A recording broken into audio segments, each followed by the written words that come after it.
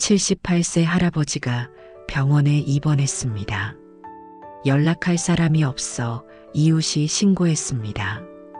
형제가 넷이나 있는데 아무도 몰랐습니다. 퇴원할 때도 혼자 택시 타고 집에 왔습니다. 이게 지금 60대, 70대 현실입니다. 형제 전화번호가 있어도 누르지 못합니다. 같은 동네에 살아도 3년 넘게 안 만납니다. 명절에도 각자 집에서 보냅니다. 어릴 때 한 이불 덮고 자던 형제가 이제는 완전히 남입니다. 왜 이렇게 됐을까요? 오늘 형제가 돌이킬 수 없이 멀어지는 7가지 이유를 정확하게 짚어드립니다. 여러분께 솔직하게 여쭙겠습니다. 지금 당장 형제한테 전화할 수 있습니까? 무슨 말부터 꺼낼지 아십니까? 형제 생일이 언제인지 기억하십니까? 조카 이름을 다 대실 수 있습니까? 형제가 요즘 무슨 일 하는지 아십니까? 건강은 어떤지 알고 계십니까? 대부분 모릅니다. 어릴 때 매일 얼굴 보고 살던 형제인데 이제는 완전히 남입니다. 통계를 보면 더 충격적입니다. 65세 이상 중 절반 이상이 형제와 1년에 2번도 안 만납니다. 70세 넘으면 70%가 형제와 거의 연락하지 않습니다. 심지어 형제 전화번호를 지워버린 경우도 많습니다. 연락처는 있어도 절대 누르지 않는 번호가 됐습니다. 이게 여러분만의 이야기가 아닙니다. 전국적으로 벌어지는 일입니다. 요즘 법원에 가보면 형제 소송이 넘쳐납니다. 60대, 70대 형제들이 유산 문제로 법정에서 싸웁니다. 변호사 통해 서류 주고받으며 증오합니다. 재산 몇 천만 원 때문에 평생 관계를 끊습니다. 하지만 돈 때문만은 아닙니다. 돈 문제가 없어도 형제는 멀어집니다. 부모님 돌아가시면 자연스럽게 연락이 끊깁니다. 처음 1년은 명절에 모이자고 문자합니다. 2년째부터는 문자도 안 옵니다. 3년 지나면 서로 잊고 삽니다. 5년 지나면 만나도 어색합니다. 무슨 말을 해야 할지 모릅니다. 형제인데 남보다 더 불편합니다. 더 안타까운 사실이 있습니다. 형제 중 누군가 위독해도 모릅니다. 병원에 입원했어도 한참 뒤에 듣습니다. 심지어 돌아가셔도 장례 끝나고 압니다. 부고장도 안 옵니다. 이게 지금 우리 사회 현실입니다. 주변을 둘러보십시오. 형제끼리 자주 만나고 친하게 지내는 집이 몇이나 됩니까? 손에 꼽을 정도입니다. 대부분 멀어져 있거나 원수처럼 지냅니다. 왜 이렇게 됐을까요? 누구 잘못일까요? 내가 잘못한 걸까요? 형제가 나를 싫어하는 걸까요? 아닙니다. 이것은 명확한 이유가 있습니다. 사회가 바뀌면서 자연스럽게 생긴 현상입니다. 하지만 방치하면 안 됩니다. 노년에 가장 필요한 사람이 형제입니다. 배우자는 먼저 떠날 수 있습니다. 자녀는 자기 인생을 살아야 합니다. 친구도 하나둘 세상을 떠납니다. 결국 남는 건 형제입니다. 어릴 때 추억을 공유한 유일한 사람입니다. 같은 부모 밑에서 자란 유일한 사람입니다. 나이 들수록 형제가 더 그립습니다. 하지만 이미 멀어진 뒤입니다. 어떻게 다시 연락해야 할지 모릅니다.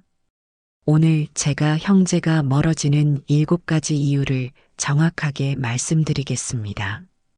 이유를 알면 해결 방법도 보입니다.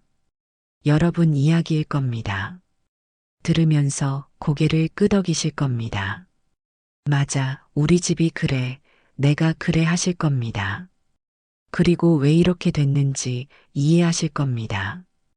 더 중요한 건 오늘부터 관계를 회복할 방법도 알려드린다는 겁니다. 아직 늦지 않았습니다. 지금이라도 시작하면 됩니다. 끝까지 들으시면 마음 한구석에서 작은 불빛이 켜질 겁니다. 끊어진 형제의 정이 다시 이어질 수도 있다는 따뜻한 희망입니다. 이 영상이 도움되었다면 댓글에 네라고 적어주세요. 더 보완이 필요하다면 노라고 남겨주세요.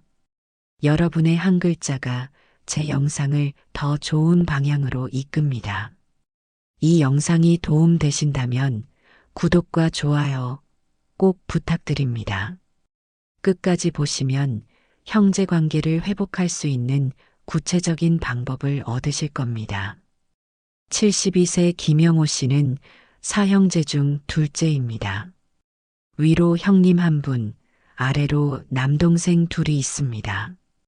어릴 때는 가난했지만 내 형제가 우애가 참 좋았습니다. 방이 하나뿐이라 4명이 나란히 누워 잤습니다. 겨울밤이면 이불 하나 덮고 서로 몸을 맞대며 잤습니다.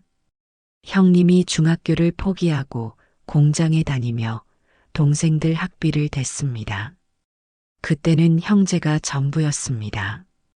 여름에는 함께 냇가에서 물고기를 잡았습니다. 가을에는 뒷산에서 도토리를 주워 어머니께 드렸습니다. 가난했지만 내 형제는 행복했습니다. 세월이 흘러 각자 결혼하고 가정을 꾸렸습니다. 형님은 공사 현장 일을 하다가 작은 건설회사를 차렸습니다. 영호 씨는 공무원 생활을 했습니다. 셋째는 작은 식당을 운영했습니다. 막내는 회사원으로 살았습니다. 각자 다른 삶을 살기 시작했습니다. 명절 때 모이면 형님은 사업 이야기를 했습니다. 새로 계약한 공사 이야기, 직원 관리 이야기를 했습니다. 영호 씨는 공무원 생활 이야기를 했습니다. 셋째는 장사가 안 돼서 힘들다는 이야기를 했습니다. 막내는 회사 생활이 고달프다는 이야기를 했습니다. 조금씩 대화가 달라지기 시작했습니다. 3년 전 어머니가 돌아가셨습니다. 장례식장에서 사형제가 오랜만에 한자리에 모였습니다. 49제를 마치고 유산 이야기가 나왔습니다. 어머니는 작은 집 한 채와 예금 5천만 원을 남기셨습니다. 형님이 먼저 말을 꺼냈습니다. 어머니 병원비 내가 다 댔어. 2년 동안 7천만 원 넘게 들어갔어. 그러니까 집은 내가 가져가는 게 맞지 않겠니? 예금은 너희 셋이 나눠 가져. 영호 씨는 할 말을 잃었습니다. 병원비를 댄 건 사실이었습니다. 하지만 어머니를 모시고 산 건 자신이었습니다. 15년 동안 같이 살며 병수발을 들었습니다. 매일 아침 저녁으로 밥을 챙기고 빨래를 했습니다. 병원에 모시고 다니며 고생했습니다. 그 세월이 아무것도 아닌 겁니까? 영호 씨는 항변했습니다. 형님, 하지만 어머니 모시고 산 건 저예요. 15년 동안 같이 살면서 병수발 들었어요. 그것도 계산해야 하지 않나요? 셋째가 끼어들었습니다. 나는 식당 운영하느라 자주 못 왔지만 매달 용돈 드렸어. 5년 동안 합치면 2천만 원은 넘어. 그것도 고려해야지. 막내는 조용히 있다가 말했습니다. 형님들, 그냥 법대로 4분의 1씩 나누는 게 맞는 것 같아요. 분위기가 싸늘하게 식었습니다. 형님이 목소리를 높였습니다. 내가 젊었을 때 너희 학비 댄 건 생각 안 하냐? 중학교도 못 가고 공장 다닌 거 까먹었어. 영호 씨도 화가 났습니다. 형님은 돈만 아시네요. 우리 고생은 돈도 아니신가 봐요. 셋째도 양쪽을 나무랐습니다. 형님도 이 형도 둘 다 이기적이야. 나도 힘들게 돈 벌었어. 막내는 자리에서 일어났습니다. 가족이 이럴 거면 남보다 못하네. 나는 빠지겠어. 결국 합의가 안 돼서 변호사를 통해 조정에 들어갔습니다. 6개월이 걸렸습니다. 그 과정에서 형제 간 말이 거칠어졌습니다. 서로 문자로 비난했습니다. 최종적으로 집은 형님이 가져가고 예금을 나누는 것으로 정리됐습니다. 하지만 마음속 상처는 돈으로 계산할 수 없었습니다. 유산 정리가 끝난 후 사형제는 뿔뿔이 흩어졌습니다. 명절에도 모이지 않았습니다. 형님 생신에도 아무도 연락하지 않았습니다. 영호 씨가 지난해 당뇨로 입원했을 때도 형제들은 몰랐습니다. 일주일 동안 병원에 혼자 있었습니다. 퇴원하고 한참 뒤에 이웃을 통해 셋째가 알았습니다. 하지만 연락하지 않았습니다. 뭐라고 말해야 할지 몰랐습니다. 지금 영호 씨는 형제들 생각만 하면 가슴이 답답합니다. 전화하고 싶어도 용기가 나지 않습니다. 3년 동안 연락 안 하다가 갑자기 전화하면 이상하지 않을까요? 어릴 때 형님이 자전거 뒤에 태워주던 기억이 납니다. 셋째랑 막내랑 뒷산에서 놀던 기억이 납니다. 여름밤 마당에 멍석 깔고 네 형제가 누워 별을 보던 기억이 납니다. 하지만 그건 이제 먼 옛날 이야기입니다. 최근에 형님이 건강이 안 좋다는 소문을 들었습니다. 병원에 자주 다닌다고 합니다. 영호 씨는 핸드폰을 꺼내 형님 전화번호를 찾아봤습니다. 손가락이 번호 위에 머물렀습니다. 누르려다가 그냥 껐습니다. 그렇게 또 하루가 지나갑니다. 영호 씨는 요즘 혼자 밥 먹으며 자주 생각합니다. 형제가 있으나 만화한 게 내 인생이구나. 결국 혼자구나. 김영호 씨 사형제 이야기는 남의 이야기가 아닙니다. 지금 이 순간에도 전국에서 똑같은 일이 벌어지고 있습니다. 유산 문제로 형제가 갈라지고 있습니다.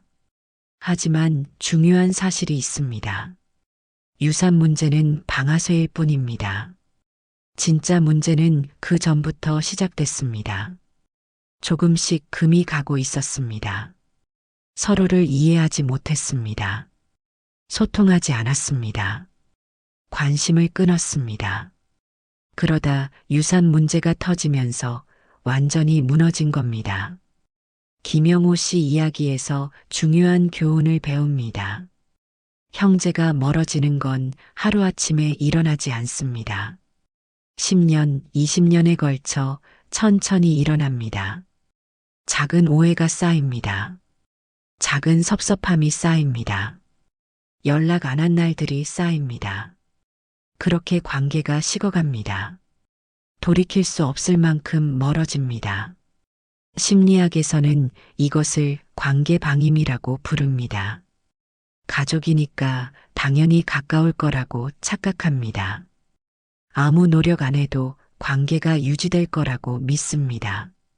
하지만 모든 관계는 노력해야 유지됩니다. 친구는 연락 안 하면 멀어진다는 걸 압니다. 그래서 가끔 연락하고 만납니다. 하지만 형제는 다르다고 생각합니다. 피를 나눴으니까 영원히 가까울 거라고 믿습니다. 이게 큰 착각입니다. 형제도 친구처럼 노력해야 합니다. 연락하고 만나고 관심 가져야 합니다. 안 그러면 친구보다 더 빨리 멀어집니다. 애착 이론에서 보면 더 명확합니다. 형제는 어릴 때 중요한 애착 대상입니다. 부모님 다음으로 가까운 사람입니다. 하지만 성인이 되면 우선순위가 바뀝니다. 배우자가 1순위가 됩니다. 자녀가 2순위가 됩니다. 형제는 자연스럽게 뒤로 밀립니다. 시간과 에너지를 배우자와 자녀에게 쏟습니다. 형제에게 쓸 시간이 없어집니다. 이건 자연스러운 현상입니다. 하지만 완전히 방치하면 안 됩니다. 가끔이라도 시간을 내야 합니다. 한 달에 한 번이라도 연락해야 합니다. 그래야 관계가 유지됩니다. 통계를 다시 보겠습니다. 60대 이상 중 65%가 형제와 1년에 한두 번도 안 만납니다. 70대는 78%로 더 높아집니다. 형제 전화번호를 모르는 사람도 많습니다. 연락처가 있어도 절대 안 누릅니다. 이것은 개인의 문제가 아닙니다. 사회 구조의 문제입니다. 옛날에는 대가족이 함께 살았습니다. 형제자매가 같은 동네에서 살았습니다.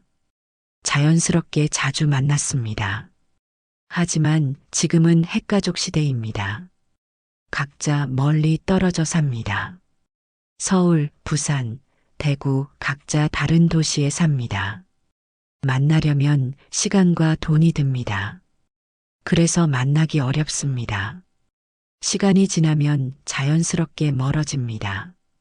이건 시대의 흐름입니다. 여러분의 잘못이 아닙니다. 하지만 중요한 건 이대로 방치하면 안 된다는 겁니다. 노년에 가장 필요한 사람이 형제입니다.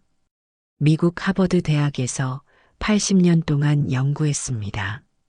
무엇이 사람을 행복하게 만드는지 연구했습니다. 결론은 명확했습니다. 좋은 관계가 사람을 행복하게 만듭니다. 특히 노년에는 형제 관계가 중요합니다. 배우자를 먼저 떠나보낼 수 있습니다. 친구들도 하나둘 세상을 떠납니다. 자녀는 자기 인생을 살아야 합니다. 바빠서 자주 못 만납니다. 결국 옆에 남는 건 형제입니다. 어릴 때 추억을 공유한 유일한 사람입니다. 같은 부모 밑에서 자란 유일한 사람입니다. 부모님 이야기를 나눌 수 있는 유일한 사람입니다. 세상에서 나를 가장 오래 알고 있는 사람입니다. 그 관계를 포기하는 건 인생의 큰 손실입니다.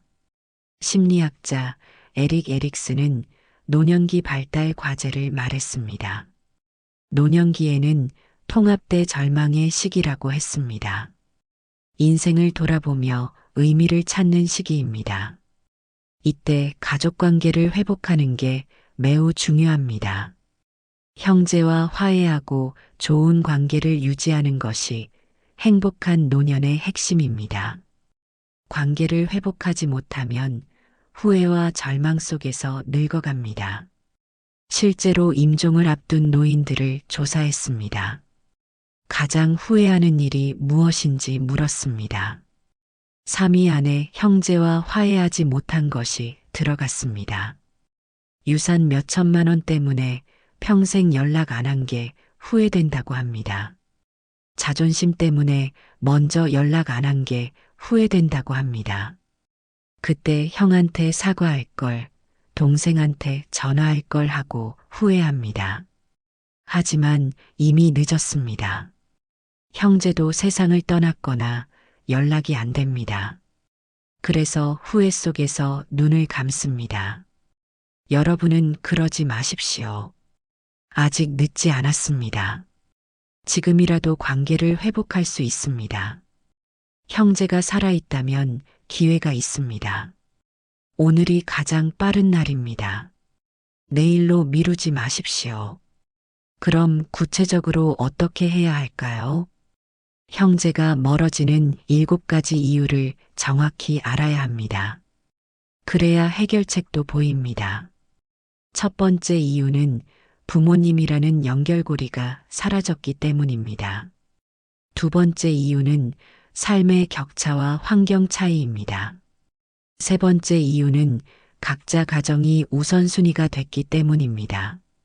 네 번째 이유는 유산과 돈 문제입니다. 다섯 번째 이유는 비교와 질투심입니다. 여섯 번째 이유는 관계 유지 노력이 없기 때문입니다. 일곱 번째 이유는 자존심과 오해 때문입니다. 이 7가지 이유를 하나하나 해결해 나가면 됩니다. 불가능한 일이 아닙니다. 작은 노력으로 가능합니다. 지금부터 구체적인 방법을 말씀드리겠습니다. 실천 가능한 작은 행동들을 알려드리겠습니다. 오늘부터 바로 시작할 수 있는 방법들입니다. 하나씩 천천히 실천하면 됩니다. 한 달 후 여러분은 형제와 다시 가까워져 있을 겁니다. 석 달 후에는 자연스럽게 대화하고 있을 겁니다. 1년 후에는 형제 관계가 완전히 회복될 겁니다. 포기하지 마십시오. 희망을 가지십시오. 지금부터 그 방법을 자세히 말씀드리겠습니다. 첫 번째, 부모님이라는 연결고리가 사라졌다면 새로운 이유를 만드세요. 부모님 기일을 활용하십시오. 아버지 기일이나 어머니 기일에 형제가 모두 모이기로 약속하세요. 성묘를 함께 가세요. 묘소 앞에서 형제가 함께 절하세요. 그 순간 어릴 때 추억이 떠오를 겁니다. 부모님이 살아계실 때 모습이 생각날 겁니다. 그 후에 함께 밥을 먹으세요. 부모님을 추억하며 어릴 때 이야기를 나누세요. 부모님이 좋아하시던 음식을 드세요. 부모님 목소리를 기억하며 대화하세요. 1년에 한 번이라도 꼭 모이세요. 처음에는 어색할 수 있습니다. 몇 년 만에 만나니 무슨 말을 해야 할지 모를 수 있습니다. 하지만 계속 만나다 보면 자연스러워집니다. 형제 모임 날을 따로 정하는 것도 좋습니다. 매년 3월 첫째 주 토요일은 형제 모임의 날. 이렇게 정해두면 다른 약속을 잡지 않습니다. 미리 달력에 표시해 두세요. 자녀들에게도 미리 알려두세요. 그날은 형제끼리만 만나는 날이라고 말하세요. 손주들도 함께 데려오게 하세요. 조카들끼리도 친해집니다. 가족의 끈이 이어집니다. 이렇게 정기적으로 만나면 관계가 회복됩니다. 두 번째, 삶의 격차와 환경 차이 때문에 불편하다면 비교하지 마세요. 형제가 나보다 잘 살아도 괜찮습니다. 내가 형제보다 못 살아도 괜찮습니다. 각자의 인생이 다를 뿐입니다. 비교하는 순간 불행해집니다. 비교하지 않으면 마음이 편해집니다. 형님이 좋은 집에 산다고 부러워하지 마세요. 그건 형님 인생입니다. 나는 내 인생을 살면 됩니다. 내가 작은 집에 살아도 부끄러워할 필요 없습니다. 동생이 좋은 차를 탄다고 질투하지 마세요. 그건 동생이 노력한 결과입니다. 진심으로 축하해 주세요. 형, 사업 잘 되셔서 정말 축하드려요. 동생아, 새 차 사서 기쁘겠다. 언니, 새 아파트 너무 좋더라. 이렇게 진심으로 말하세요. 형제도 느낍니다. 진심인지 가식인지 압니다. 진심으로 축하하면 형제가 감동합니다. 관계가 회복됩니다. 반대로 형제가 어려우면 진심으로 위로해 주세요. 요즘 힘들지. 내가 도와줄 일 있으면 언제든 말해. 돈으로 도와줄 수 없어도 말로 위로할 수 있습니다. 그것만으로도 큰 힘이 됩니다. 형제가 아프면 병문안 가세요. 멀리 살아도 전화라도 하세요. 형제가 슬픈 일을 겪으면 함께 슬퍼해 주세요. 그게 진짜 형제입니다. 세 번째, 각자 가정이 우선순위라면 형제를 위한 시간을 따로 배정하세요. 한 달에 한 번 형제만 만나는 날을 정하세요. 배우자나 자녀 없이 형제만 만나세요. 동네 카페에서 차 한 잔 마시면 됩니다. 30분이면 충분합니다. 얼굴 보고 안부 나누는 것만으로도 의미가 있습니다. 형, 다음 주 토요일 오전에 시간 돼. 커피 한 잔 하자. 동생아, 이번 주 금요일 저녁에 만날래. 국밥이나 한 그릇 먹자. 이렇게 문자하세요. 거창한 약속이 아닙니다. 부담 없이 만나면 됩니다.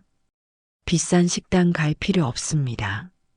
동네 국밥집이나 분식집이면 됩니다. 중요한 건 함께 시간을 보내는 겁니다. 처음에는 무슨 말을 해야 할지 모를 수 있습니다. 괜찮습니다. 날씨 이야기, 건강 이야기 하다 보면 시간이 갑니다. 요즘 어디 아픈 데는 없어. 자식들은 잘 지내. 이런 이야기만 해도 됩니다. 어릴 때 추억을 꺼내도 좋습니다. 우리 어릴 때 뒷산에서 놀던 거 기억나?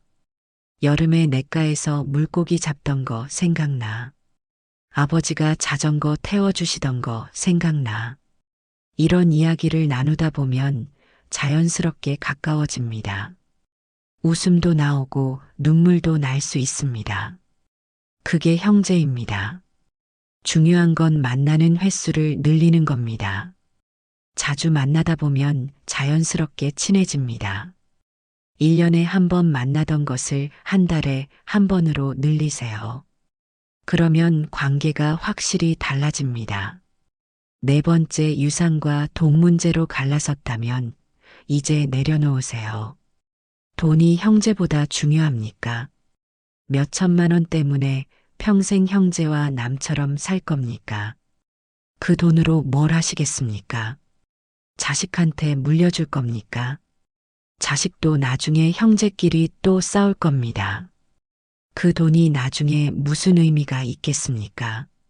죽을 때 가져갈 수도 없습니다. 돈은 쓰면 없어지지만 형제는 평생 함께 가는 사람입니다. 먼저 손 내미는 사람이 지는 게 아닙니다. 먼저 손 내미는 사람이 현명한 겁니다. 먼저 손 내미는 사람이 대인입니다. 자존심 내려놓고 먼저 연락하세요. 형님, 그때 일은 이제 잊어요. 우리 다시 형제답게 지내요. 동생아, 그때 내가 말을 좀 심하게 했다. 미안해. 이렇게 말하면 됩니다. 상대방도 속으로는 화해하고 싶어 합니다. 먼저 연락 올 사람을 기다리고 있습니다. 여러분이 그 역할을 하세요. 몇 천만 원보다 형제가 훨씬 소중합니다. 다섯 번째, 비교와 질투심 때문이라면 마음을 바꾸세요. 형제의 성공을 내 성공처럼 기뻐하세요. 형제의 행복을 내 행복처럼 느끼세요. 형제가 잘 되면 나도 기분이 좋아야 합니다. 형제가 행복하면 나도 행복해야 합니다. 그게 진짜 형제입니다. 질투하고 시기하면 내가 불행해집니다. 마음이 편하지 않습니다. 밤에 잠도 못 이룹니다.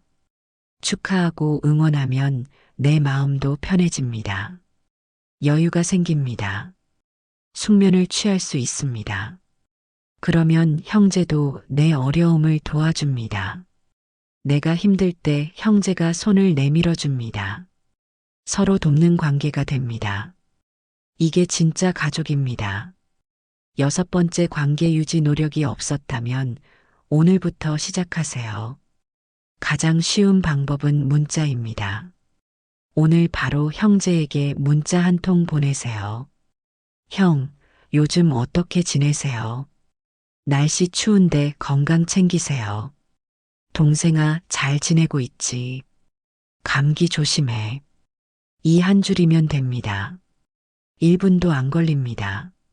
하지만 그 한 통이 얼어붙은 관계를 녹입니다. 형제도 연락하고 싶었지만 용기가 없었을 겁니다. 몇 년 동안 연락 안 하다가 갑자기 연락하면 이상하게 생각할까봐 망설였을 겁니다. 여러분이 먼저 손을 내밀면 반가워할 겁니다. 답장이 올 겁니다. 동생아, 나도 잘 지내. 너도 건강해. 형, 문자 고마워요. 오랜만이네요. 이렇게 답장이 올 겁니다. 그 다음부터는 자연스럽게 대화가 이어집니다. 다음 단계는 전화입니다. 일주일 후에 전화하세요. 3분만 통화하세요. 길게 할 필요 없습니다. 형, 저번에 문자 보냈는데 잘 지내시죠? 건강은 괜찮으세요? 이렇게 물으면 됩니다. 형제도 반갑게 대답할 겁니다. 그 다음은 만남입니다. 한 달 후에 만나자고 하세요. 차 한잔 하자고 하세요. 이렇게 단계를 밟아가면 됩니다. 서두르지 마세요. 천천히 가면 됩니다. 급하게 하면 오히려 어색합니다. 7번째, 자존심과 오해 때문이라면 용기를 내세요. 먼저 사과하는 게 겁나십니까? 체면이 깎일까봐 두렵습니까? 아닙니다. 먼저 사과하는 사람이 성숙한 겁니다. 먼저 손 내미는 사람이 대단한 겁니다. 형님, 그때 제가 말을 좀 심하게 했습니다. 죄송합니다. 동생아, 형이 잘못했다. 용서해줘. 이렇게 말하면 됩니다. 어렵지 않습니다. 한마디면 됩니다. 오해가 있었다면 풀어야 합니다. 그때 내가 그런 뜻으로 말한 게 아니었어. 오해했다면 미안해. 형, 제 진심을 몰라주셔서 섭섭했어요. 하지만 이제는 이해해요. 이렇게 설명하면 됩니다. 형제도 기다리고 있었습니다. 사과를 받아들일 준비가 돼 있습니다. 관계가 회복됩니다. 한번 풀리면 그 다음부터는 쉽습니다. 여기서 철학자들의 지혜를 빌려보겠습니다. 공자는 이렇게 말했습니다. 형제는 손발과 같다. 한쪽이 아프면 다른 쪽도 아프다. 형제는 내 몸의 일부입니다. 소중히 여겨야 합니다. 아프게 해서는 안 됩니다. 부처는 인연을 강조했습니다. 형제로 만난 건 전생의 깊은 인연이라고 합니다. 수많은 사람 중에 형제로 태어난 건 우연이 아닙니다. 그 인연을 끊어서는 안 됩니다. 소중히 가꿔야 합니다. 노자는 이렇게 말했습니다. 천리길도 한 걸음부터 시작된다. 형제관계 회복도 마찬가지입니다. 오늘 문자 한 통부터 시작하세요. 내일 전화 한 통화 하세요. 다음 주 만남 한번 하세요. 작은 행동이 큰 변화를 만듭니다. 그리스 철학자 아리스토텔레스는 말했습니다. 친구는 하나의 영혼이 두 몸에 깃든 것이다. 형제도 마찬가지입니다. 같은 부모에게서 태어난 사람들입니다. 같은 피를 나눈 사람들입니다. 세상에서 나를 가장 잘 이해할 수 있는 사람들입니다. 그 관계를 포기해서는 안 됩니다. 로마 철학자 세네카는 말했습니다. 인생은 짧고 시간은 빠르다. 미루지 말고 오늘 하라. 형제와 화해를 미루지 마세요. 내일로 미루지 마세요. 오늘 바로 하세요. 오늘이 가장 빠른 날입니다. 내일은 늦을 수도 있습니다. 형제가 갑자기 세상을 떠날 수도 있습니다. 그러면 평생 후회합니다. 지금 하세요. 오늘부터 실천하세요. 핸드폰 꺼내서 형제 전화번호 찾으세요. 문자라도 보내세요. 형, 오랜만이야. 잘 지내. 동생아, 보고 싶다. 언니, 요즘 어떻게 지내? 이 한 줄이면 됩니다. 어렵지 않습니다. 용기만 내면 됩니다. 형제도 여러분의 연락을 기다리고 있습니다. 먼저 손 내미는 사람이 이기는 겁니다. 형제는 평생 함께 갈 소중한 인연입니다. 어릴 때 함께 뛰어놀던 골목길을 기억하세요. 함께 울고 웃던 추억을 떠올리세요. 그 추억이 있는 사람은 세상에 형제밖에 없습니다. 부모님이 남겨주신 가장 큰 유산은 재산이 아니라 형제입니다. 그 인연을 소중히 여기세요. 남은 인생을 형제와 함께 따뜻하게 보내세요. 한번 멀어진 관계도 노력하면 다시 가까워질 수 있습니다. 포기하지 마세요. 지금 시작하세요. 늦었다고 생각할 때가 가장 빠른 때입니다. 여러분은 지금 인생의 후반부를 살고 계십니다. 앞으로 10년, 20년 남았습니다. 그 시간을 외롭게 보낼 건가요? 아니면 형제와 함께 따뜻하게 보낼 건가요? 선택은 여러분의 몫입니다. 하지만 선택을 미루지는 마세요. 오늘 선택하고 오늘 시작하세요. 오늘 제가 말씀드린 7가지 방법 중에서 여러분은 무엇부터 실천하시겠습니까? 댓글에 번호를 적어주세요. 1번, 새로운 모임 이유 만들기. 2번, 비교하지 않고 축하하기. 3번, 형제만의 시간 만들기. 4번, 돈 문제 내려놓기. 5번, 질투심 버리고 응원하기. 6번, 문자와 전화로 연락하기. 7번, 먼저 사과하고 오해 풀기. 여러 개를 실천하실 거면 여러 개 번호를 적어주세요. 예를 들어 1번, 6번, 7번 이렇게 적어주세요. 여러분의 다짐이 다른 분들에게도 큰 힘이 됩니다. 여러분의 참여가 이 영상을 더 유익하게 만듭니다. 댓글로 함께 나눠주세요. 여러분의 작은 참여가 저에게는 큰 힘이 됩니다. 그리고 다른 시청자분들에게도 용기를 줍니다. 함께 실천하면 더 큰 변화가 일어납니다. 서로가 서로에게 응원이 됩니다. 오늘 이 영상이 여러분 삶에 작은 변화를 만들기를 바랍니다. 형제와 다시 가까워지는 계기가 되기를 바랍니다. 남은 인생을 따뜻한 가족의 정으로 채우시기를 바랍니다. 형제는 세상에서 가장 오래된 친구입니다. 어릴 때부터 함께한 유일한 사람입니다. 그 관계를 다시 회복하세요. 오늘부터 시작하세요. 여러분 모두 행복하시기를 진심으로 기원합니다. 형제와 화해하고 남은 인생을 따뜻하게 사시기를 바랍니다. 건강하세요. 행복하세요. 형제와 함께 웃으며 사세요. 끝까지 시청해 주셔서 감사합니다. 다음 영상에서 또 뵙겠습니다.